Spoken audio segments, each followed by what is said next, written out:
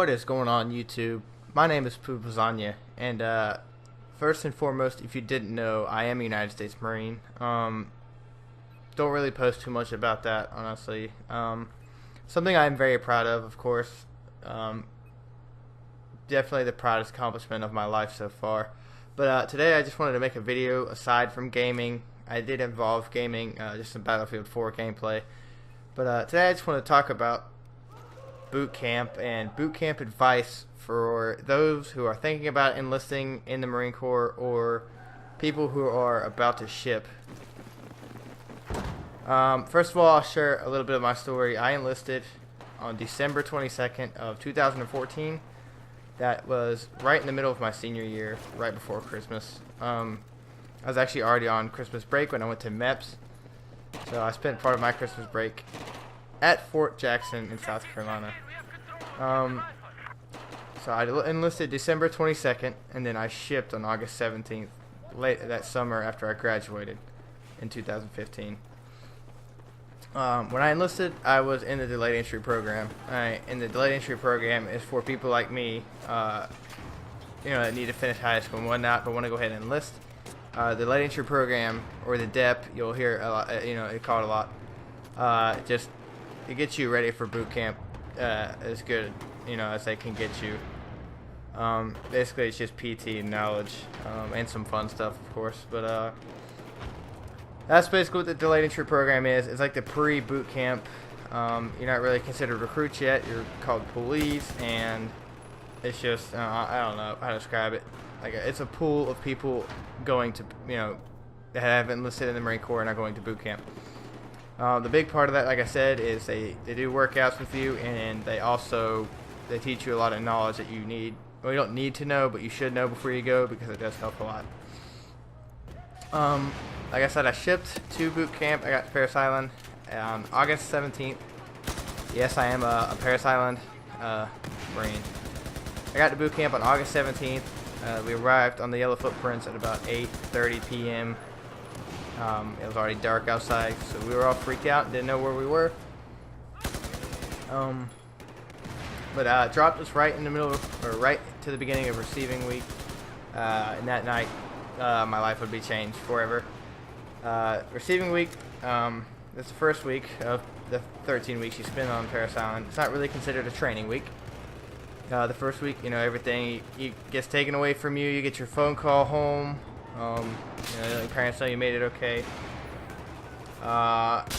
You get all your uniforms and your basic hygiene gear and your running shoes and your boots and stuff issued, and you're divided into your platoons. And at the end of this week, before you actually get your real drill instructors, your permanent drill instructors, you run an IST, initial strength test, just to make sure that you are ready to train. The thing I took away from receiving week is it feels like forever, especially the armory. We were standing there probably for 4 hours, and we were standing there for so long that my fingers started swelling up from all the blood running down to my hands. But after receiving week, phase 1 starts with you get your drill instructors right at the end of receiving. It used to be Black Friday, but we got ours on Saturday, and I think Saturday is like the regular thing now. The big parts of phase 1 are the MCMAP, Marine Corps Martial Arts Program.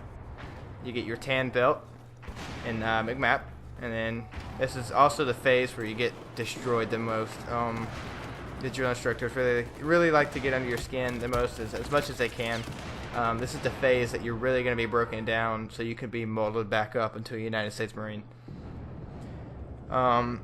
This is also the phase you learn the most. You get adjusted to the lifestyle, you learn the terminology, you learn how to speak to your drill instructors the proper way, how to stand at attention, the very basics of what it is to become, a Marine.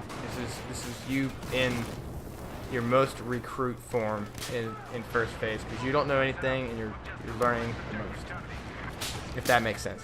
And then like I said, you just get used to the lifestyle, and then the last week of receiving week is week 4, which is swim week. We always heard that if you could make it to swim week, you can pretty much do it, and honestly, making it to swim week was the biggest boost of confidence I've ever had. And there's some things I left out during first phase. Like you run the obstacle course a few times, once or twice. I don't know if you do I can't remember if we did the confidence course in first phase or second phase. You do that multiple times too. Phase 2 was probably the funnest for me. The first day of phase 2 is initial drill. That's what kicks it off. The way our company did it, we were able to blouse our boots instead of cuffing the bottom after initial drill. That was really big for us because walking around with the bottom of your trousers rolled up looks really stupid. So we were all really happy to blouse our boots. The second day after the initial drill is the initial written test, the rappelling tower, the fast rope tower, and the gas chamber.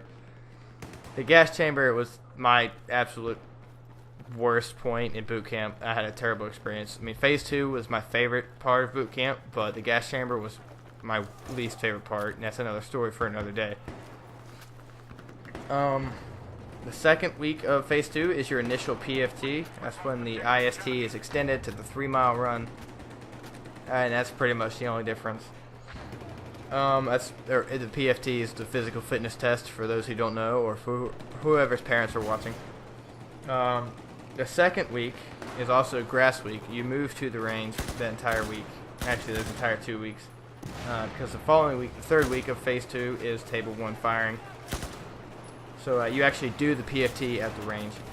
And then the fourth week, when you're done with the table 1 course of fire, is team week. That is also the 8th week of boot camp. Team week was really fun. You get to go around. You do different jobs around base. You get away from your drill instructors. You don't really take a break, I'd say, but yeah, it's nice to be away from all of the hounding drill instructors. And then the big thing for team week, and this is probably why it's been put there, is where all the people who need their wisdom teeth pulled, they get them pulled that week. And it's kind of funny to walk around the squad bay when you're seeing 20 of your buddies laid up in racks because they just got their wisdom teeth pulled, and they're all SIQ, sick in quarters, and I don't know, all of their cheeks are puffy, and they're in pain, but it's funny to laugh at their misery. Towards the end of phase 2, I can't remember exactly when it is, you also do your initial CFT, which is your combat fitness test. That's what it was for us in Delta. And then you start phase 3. Week 1 is BWT, or Basic Warrior Training, and the Table 2 Course of Fire. During Basic Warrior Training, you get dirty. It's really fun. You got the Combat Endurance Course, which is basically this 2-mile-long obstacle course that you run the entire time with a drill instructor, and there's different obstacles. You got to work as a team to get over them and stuff. You'll learn it all if you're going. You learn navigation and patrolling, and then towards the end of phase 3, leading up to the Crucible, the final week is the final PFT, the written test, the CFT, the final CFT, and final drill. The week between Basic Warrior Training and the final PFT and your written test and all that is your second day of uniform issue. You go and get your uniform that you got measured and taped in, like your dress blues and your service uniforms. I don't remember what day it was, but it was definitely during phase 2 that you go and you first get those measured. And then the final week, I'm not going to talk about the Crucible at all, but the final week after the Crucible, it starts on the 11th Sunday, Liberty Sunday, because you normally finish your Crucible that Saturday. And then you turn in your issued gear, you have your uniform inspections, and then family day is Thursday, and then you graduate that Friday, and you're out of there. So that's just a really quick summary of the 13 weeks at boot camp.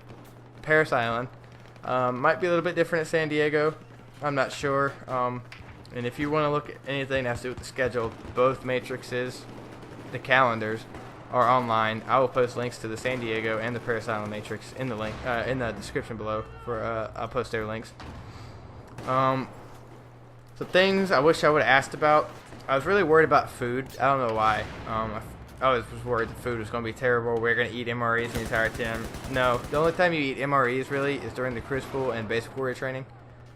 The food is good, probably because you're constantly hungry, but it was still good during Marine Week. You'll definitely be taken care of. You're fed plenty, so don't worry about it.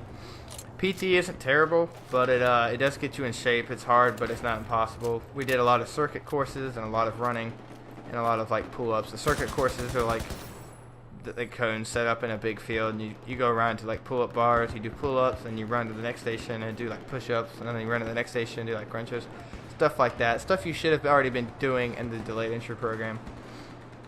The longest run is only like 4 or 4.5 miles. So if you're a bad runner, you really don't have anything to worry about.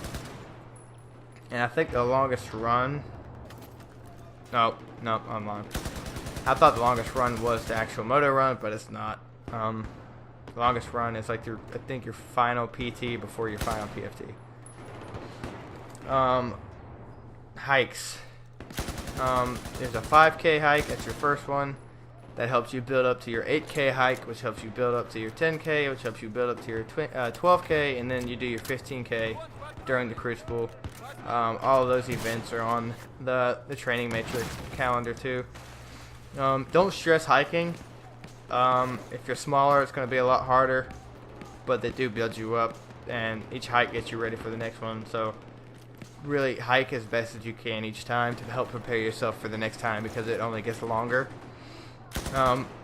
If you're the way we did it in Delta is we flipped the platoon. Normally when you're marching and stuff, all of the tall guys are up front, but on hikes we put all the small guys up front, so there's no like slinking, even though it's going to happen. Lean forward and lengthen your stride. Do your best to not run. It's going to seem hard to not to, especially your first hike. It's going to feel like you ran the entire time, probably because you did. Nobody knows how to hike yet. Classes. Learning as much as you can before you ship is very beneficial. Classes are constant all training cycle.